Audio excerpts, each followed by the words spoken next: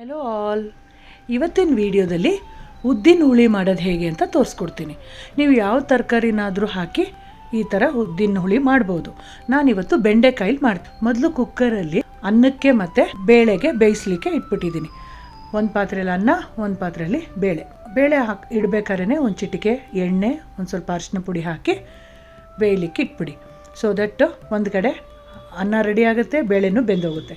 ಈ ಕಡೆ ಬೆಂಡೆಕಾಯಲ್ಲಿ ನಾನು ಉದ್ದಿನ ಹುಳಿ ಮಾಡ್ತಾ ಇರೋದ್ರಿಂದ ಒಂದು 1/4 kg ಬೆಂಡೆಕಾಯಿನ ಕ್ಲೀನಾಗಿ ತೊಳೆದ್ಬಿಟ್ಟು ಒರೆಸಿ ಈ ಥರ ಕಟ್ ಮಾಡ್ಕೊಳ್ತಾ ಇದ್ದೀನಿ. ಈಗ ಮಸಾಲ ರುಬ್ಬಲಿಕ್ಕೆ 3 ಪದಾರ್ಥ ಬೇಕಿದ್ದಕ್ಕೆ ಅಷ್ಟೇ.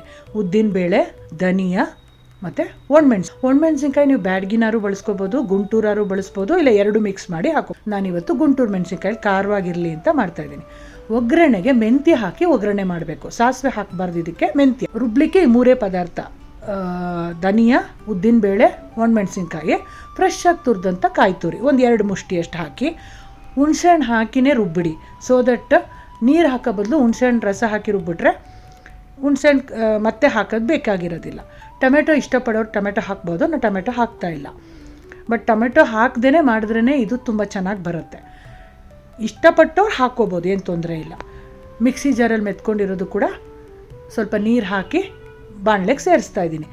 ನೋಡಿ, ಬೆಂಡೆಕಾಯಿ ಮಸಾಲ ಎಲ್ಲ ಕುದಿ ಬಂದಾಗ ಬೇಯಿಸಿರೋಂಥ ಬೇಳೆನ ಸೇರಿಸ್ಬಿಟ್ಟು ಲಾಸ್ಟಲ್ಲಿ ಸ್ವಲ್ಪ ಫ್ರೆಶ್ ಆಗಿರೋ ಕರ್ಬೇವಿನ ಸೊಪ್ಪು, ಕೊತ್ತಂಬರಿ ಸೊಪ್ಪನ್ನ ಸೇರಿಸ್ಬಿಟ್ರೆ ಸೂಪರಾದ ಉದ್ದಿನಬೇಳೆ ಹುಳಿ ರೆಡಿ ಆಗುತ್ತೆ.